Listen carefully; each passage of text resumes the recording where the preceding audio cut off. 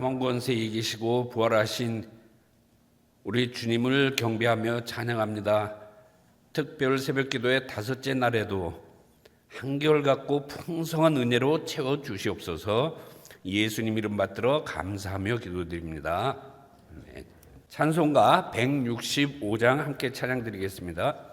주님께 영광 하시사신 주 사망 권세 모두 이기시었네. 흰 옷 입은 천사 돌을 옮겼고 누우셨던 곳은 비어 있었네. 주님께 영광 하시사신 주 사망 권세 모두 이기시었네. 부활의 주님 나타나시사 두려움과 의심 물리치셨네. 주의 교회 기뻐 찬송하여라. 다시 사신 주님 죽음 이겼네. 주님께 영광 하시 사신 주 사망 권세 모두 이기시었네. 생명의 임금 영광의 주님, 주님 없는 삶은 헛될 뿐이라. 주의 사랑으로 세상 이기고 요단 건너 온양하게 하소서.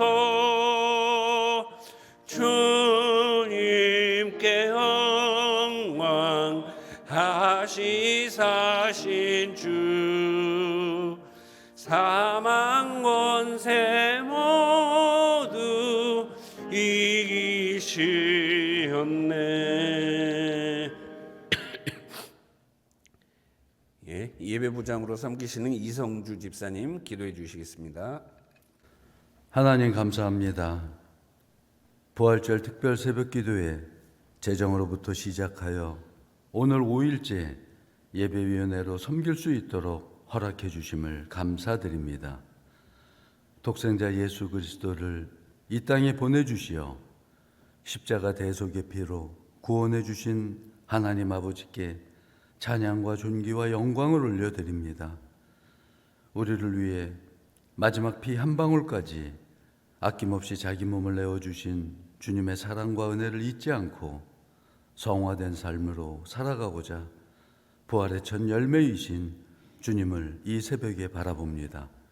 사랑의 하나님, 부족한 저희들이오나 그 은혜를 깊이 되새기며 성광의 성도들이 한마음으로 지난 사순절 주님의 고난에 동참을 하였습니다. 즐겁고 편안한 자리는 멀리하고 성경을 가까이하며 필사와 릴레이 기도와 금식, 영혼 전도를 해보았습니다. 생활도 생각도 신앙에서도 부활신앙을 다시 찾고자 열심을 내었던 하나님 이 자리에 임재하셔서 영광을 받으시옵소서. 또한 이 새벽에 간구하옵기는 매년 돌아오는 절기와 같은 이 40일 숙제를 잘 마치고 어제의 내 일상 내 자리로 돌아가는 저희들이 되지 않기를 기도합니다. 다시 엠마오로, 다시 업으로, 다시 주님을 외면하고 세상 두려움에 방문을 걸어 잠그던 제자들과 같이 못자국 장자국을 확인하려 했던 제자들과 같은 아버지, 그러한 모습으로 주님을 아프게 하는 저희들이 되지 않도록 하나님 도와주시옵소서. 이제 주의 종을 통해 5일째 말씀을 듣습니다. 첫날 제 이름을 불러주신 그 음성을 기억합니다. 부활하신 주님께 아버지께서 평강과 파송과 성령의 능력을 주시며 힘을 내라고 새롭게 다시 시작하라는 부활신앙, 부활에 참여하는 삶을 주의 종을 통해 아멘으로 받았습니다. 내 양을 먹이라는 말씀, 오늘 주실 말씀을 통해 각자에게 주시는 사명을 깨닫고 세상을 향해 힘차게 첫발을 내닫는 성광의 모든 자녀들 되기를 소망합니다. 이른 시간 기쁜 마음으로 늘 예배를 섬기는 귀한 손길들의 찬양을 기뻐 받아 주실 줄 믿사오며 모든 것을 우리 주님께서 아시오니 부족한 입술을 통해 구하지 못한 모든 기도의 제목 위에 성령님께서 함께하여 주실 줄 믿사오며 33세의 짧은 삶 속에서도 저희들에게 사랑과 겸손과 섬김의 본을 보여주신 예수님의 이름으로 감사하며 기도 올려옵나이다. 아멘. 구역관리부장으로 헌신하시는 김기령 권사님 성경 봉독해 주시겠습니다.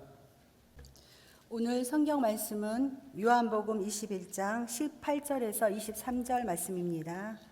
내가 진실로 진실로 내게 이르노니 내가 젊어서는 스스로 띠뛰고 원하는 곳으로 다녔거니와 늙어서는 내 팔을 벌리리니 남이 내게 띠띠우고 원하지 아니하는 곳으로 데려가리라. 이 말씀을 하심은 베드로가 어떠한 죽음으로 하나님께 영광을 돌릴 것을 가리키심이러라. 이 말씀을 하시고 베드로에게 이르시되 나를 따르라 하시니 베드로가 돌이켜 예수께서 사랑하시는 그 제자가 따르는 것을 보니 그는 만찬석에서 예수의 품에 의지하여 주님을 파는 자가 누구오니까 묻던 자더라. 이에 베드로가 그를 보고 예수께 여짜오되 주님, 이 사람은 어떻게 되겠사옵나이까? 예수께서 이르시되 내가 올 때까지 그를 머물게 하고자 할지라도 내게 무슨 상관이냐? 너는 나를 따르라 하시더라. 이 말씀이 형제들에게 나가서 그 제자는 죽지 아니하겠다 하였으나 예수의 말씀은 그가 죽지 않겠다 하신 것이 아니라 내가 올 때까지 그를 머물게 하고자 할지라도 내게 무슨 상관이냐 하신 것이로라. 아멘. 특송 시간입니다. 예배위원회 예배부, 구역관리부, 미화부, 성례부, 방송 미디어부에 소속된 재직들 나와서 특송해 주시겠습니다. 특송 후에는 김광석 담임 목사님께서 너는 나를 따르라 라는 제목으로 말씀 선포해 주시겠습니다.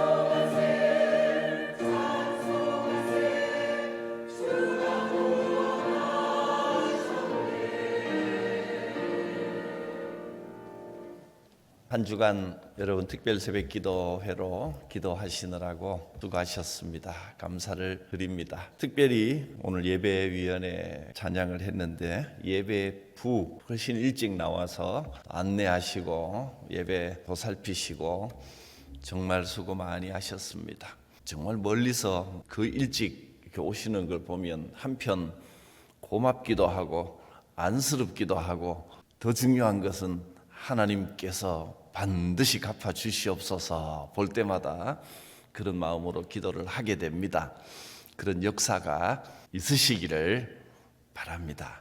예수님께서 부활하신 후에 맨 먼저 마리아에게 나타나셨고 마리아야 그 이름을 불러주셨고 또 제자들이 모인 곳에 나타나셔서 말씀을 주셨습니다. 평강과 사명과 권능의 말씀을 주셨습니다. 그리고 실망에 있는 제자들에게 또 한 번 나타나셔서 아침을 먹어라, 힘을 내라. 앞으로 주님이 함께 하실 것을 알려주셨습니다. 또 베드로에게 개인적으로 네가 나를 사랑하느냐 물으시고 결단을 확인하셨습니다. 그리고 그 자리에서 이어서 베드로에게 말씀하시기를 앞으로 이제 주님을 따르려면 주님이 부활하셨으니까 좋은 일만 일어날 것이다 그렇게 생각할 수는 없다는 것입니다. 주님을 따르려면 어떤 일이 일어날지를 알려주십니다. 순교의 각오도 해야 할 것이다. 어려운 일들도 많이 일어날 것이다 하고 가르쳐 주시는 겁니다. 18절 19절 말씀입니다. 내가 진실로 너희에게 말한다. 네가 젊었을 때는 네 마음대로 다녔지만 스스로 띠를 띠고 원하는 곳으로 다녔지만 이제 나이 들어서 이제 부활의 주님을 경험하고 주님 앞에 사랑을 고백하고 그 다음에는 남들이 너에게 띠를 띄우고 원하지 않는 곳으로 데려갈 것이다. 하기 싫은 일도 때로는 해야 됩니다. 이 말씀을 하시는 이유는 베드로가 어떤 죽음으로 하나님께 영광을 돌릴 것을 알고 계시고 그것을 말씀하신 겁니다. 그런 고난이 있다 할지라도 너는 나를 따르라 했습니다. 이 말을 듣는 베드로의 마음, 그 심정은 어떤 느낌일까요? 여러분 한번 상상해 보십시오. 네가 나를 사랑하느냐 3번이나 물으셨습니다. 굳은 각오로 내가 주님을 사랑합니다. 아멘, 내가 주님을 사랑합니다. 정말로 내가 주님을 사랑합니다. 이렇게 고백했습니다. 베드로뿐만 아니라 우리도 여러분도 이 특별 새벽 기도를 통해서 어제 아침에 바로 이 자리에서 3번 주님 앞에 절절하게 사랑을 고백했습니다. 그리고 이제 주님이 앞으로 무슨 일이 일어날지를 알려주마. 네가 원하는 좋은 일만 일어나지는 않을 것이다. 그 전에는 네 마음대로 살았지만 이제는 부활의 주님과 함께 사는 삶에는 때로는 원하지 않는 일도 일어나고 원하지 않는 곳으로 할 수 없이 가야 하고 싫어하는 일도 해야 될 것이다. 그래도 너는 나를 따르라. 할렐루야. 사랑하느냐 할 때는 아멘이 좀 쉬웠는데 여기에는 아멘은 하기는 하되 그렇게 시원하게 나오기는 좀 쉽지가 않죠. 그런데 이 삶에 보람과 기쁨과 진정한 평강이 있습니다. 주님이 함께 하시기 때문입니다. 손해보는 것 같지만 덕보는 삶입니다. 지는 것 같지만 이기는 삶인 줄 믿으시길 바랍니다. 주님이 함께 하십니다.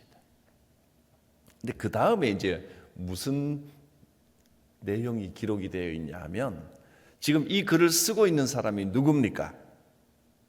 요한입니다.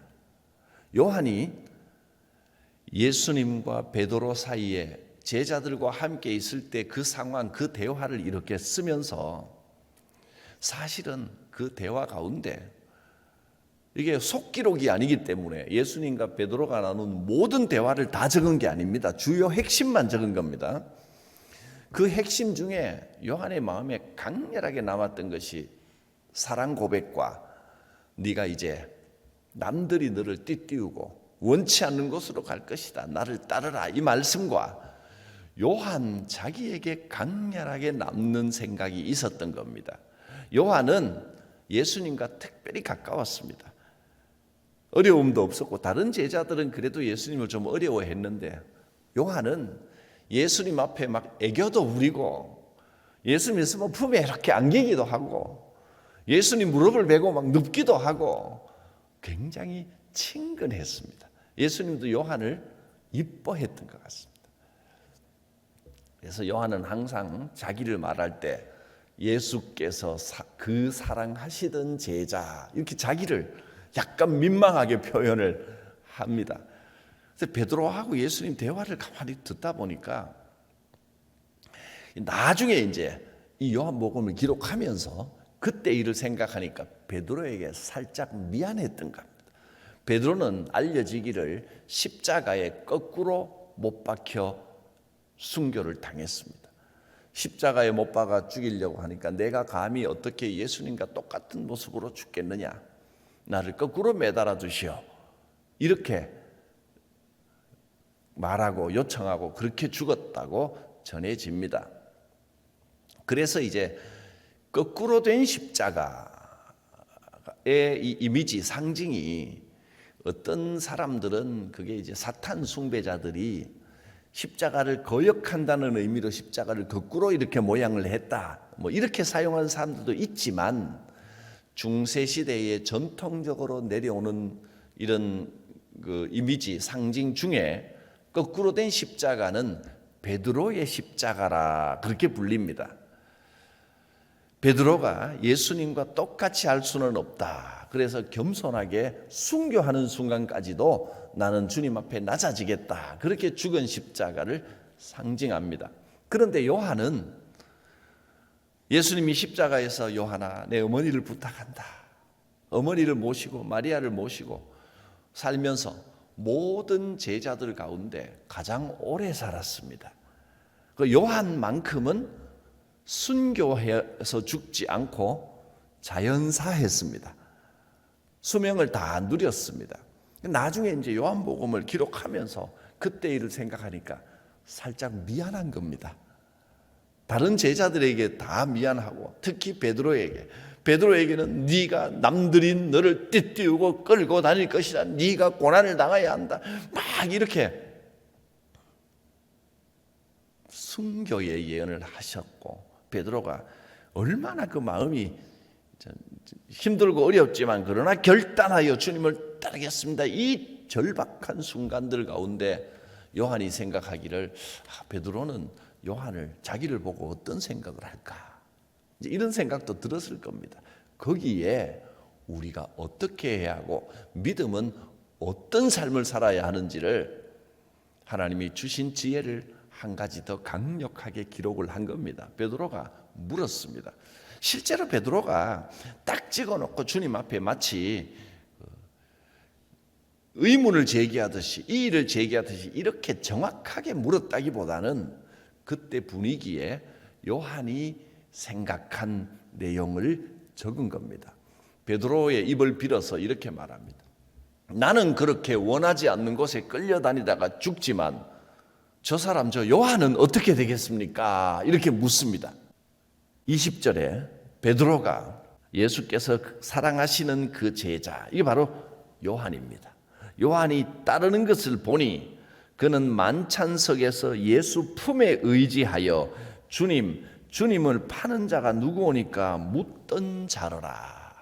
마지막 만찬할 때 주님 앞에 너희 중에 누가 나를 팔 것이다 했는데 주님 누가 팝니까? 우리 중에 누군지 딱 지적해 주십시오. 이렇게 말할 수 있는 사람도 별로 많지 않을 텐데 요한이 그만큼 좀 당돌하고 어리고 주님을 어려움 없이 대하고 친숙하고 그랬다는 겁니다.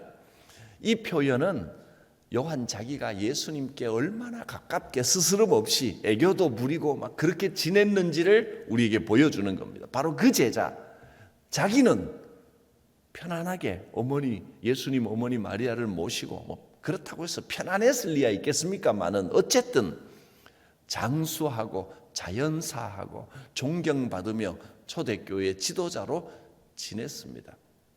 자기 보고 베드로가 이렇게 생각했을 것 같은 그 마음을 여기다 적은 겁니다. 나는 그렇게 죽는데 주여 저 사람은 저렇게 편안하게 잘 살고 저 사람은 어떻게 되는 겁니까? 이렇게 물은 겁니다.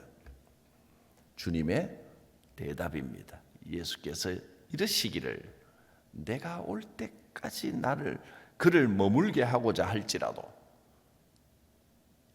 주님 재림하실 때까지 살아있는다 하더라도 뭐 그럴 일은 없겠지만 그렇다 하더라도 네가 무슨 상관이냐? 왜 남의 일에 상관을 하느냐? 너는 네 할 일을 하고 네 앞에 주어진 사명을 감당하고 너는 나를 따르라 하셨습니다. 사명을 서로 비교하지 말라는 겁니다. 남의 사명, 남의 은사에 관심을 가지면 주님이 주시는 그 평강과 기쁨을 온전히 누리기가 어렵습니다. 자꾸 사람과 비교하기 시작하면 상대적으로 우월감을 느껴도 문제고 저 사람은 저렇게 편하게 하는데 왜 나만 힘드냐 그래도 문제고 저 사람은 저렇게 큰 일을 맡아서 수고하는데 나만 이거 뭐 별로 힘도 들지 않는 이런 쉬운 일을 맡겨주시나 이래도 문제고 비교하기 시작하면 모든 것이 문제가 됩니다. 우리는 다른 사람과의 관계가 아니라 주님과의 관계, 주님과 나와의 관계가 분명해야 됩니다. 이것은 주님께서 내게 주신 사명입니다 라는 것이 분명해야 복된 신앙생활을 할 수 있습니다. 내게 주신 사명입니다. 옆을 자꾸 돌아보면 다른 사람과 비교하기 시작하면 우월감을 느끼거나 좌절감을 느끼거나 그 둘 다 시험에 드는 일이 됩니다.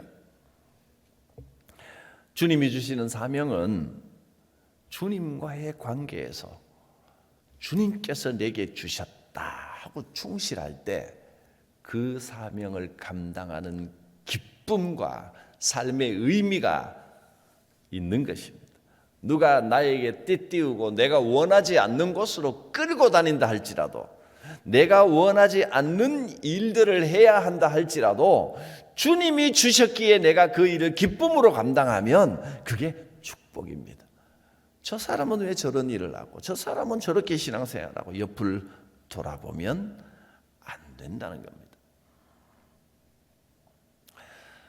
특별히 주의 일을 할 때 또 교회 일을 맡고 직분을 맡을 때 절대로 사람하고 비교하지 마시기를 바랍니다. 그런데 우리는 이 땅에서 살아가는 동안 습관적으로 자꾸 나도 모르게 비교하게 될 것입니다. 그거 훈련해야 됩니다. 단련해야 됩니다. 주님을 바라보는 훈련, 바라봄의 법칙입니다.